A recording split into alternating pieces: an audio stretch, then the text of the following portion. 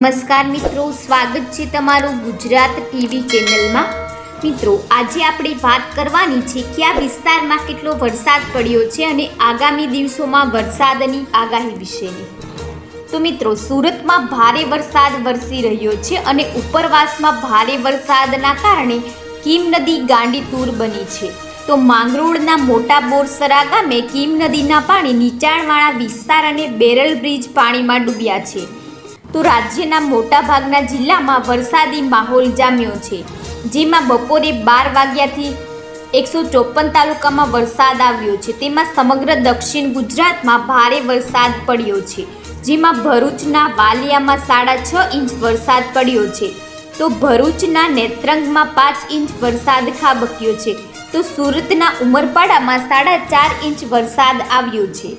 વલસાડમાં 4 inch, વાપીમાં 3.5 inch, પલસાણામાં 3 inch, પારડીમાં 3 inch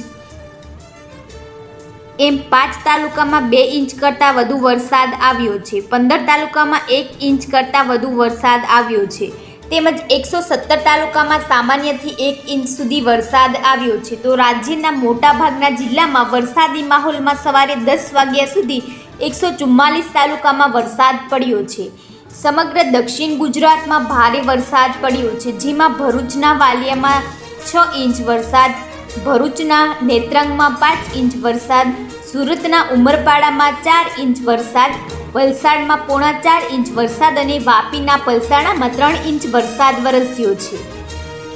તો મિત્રો, ગાંધીનગરમાં વરસાદી માહોલમાં અડાલજ પોલીસ સ્ટેશનની હાલત કફોડી બની છે। વરસાદી પાણીના નિકાલની વ્યવસ્થાના અભાવે અડાલજ પોલીસના પાણી જોવા મળી રહ્યું છે અને વરસાદી પાણીના નિકાલની સમસ્યાને કારણે અડાલજ પોલીસ સ્ટેશનમાં ઘૂંટણસમા પાણીથી પોલીસ સ્ટાફ પરેશાન થઈ ગયો છે। તો મિત્રો, દેશમાં ચોમાસું સક્રિય થયું છે। આ સાથે જ દેશના અનેક રાજ્યોમાં કમોસમી વરસાદી તબાહી મચાવી છે।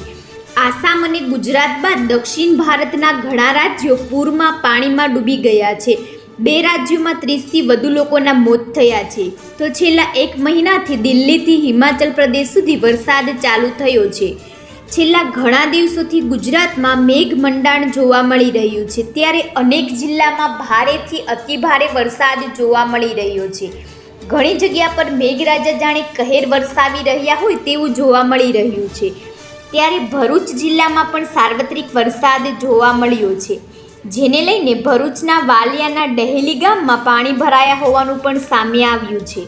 તો હવામાન નિષ્ણાંત અંબાલાલ પટેલની વરસાદની આગાહી સામે આવી છે, જેમાં 4 થી 5 સપ્ટેમ્બર બીજી લો પ્રેશર વરસાદ લાવશે, જે મધ્યપ્રદેશ, મહારાષ્ટ્ર અને ગુજરાતમાં વરસાદ લાવશે, તેમજ 3 થી 10 સપ્ટેમ્બર ગુજરાતમાં વરસાદ રહેશે તથા દક્ષિણ ગુજરાતમાં ભારે વરસાદ રહેશે, જેમાં ભરૂચ, જંબુસર અને પાદરામાં ભારે વરસાદ પડવાની આગાહી વ્યક્ત કરવામાં આવી છે।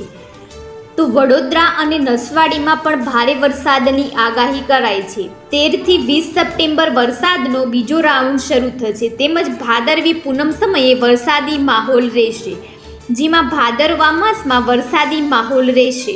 તો રાજસ્થાન સંલગ્ન વિસ્તારમાં પણ વરસાદ આવશે તથા 22 થી 25 સપ્ટેમ્બર ગુજરાતમાં વરસાદ રહેશે।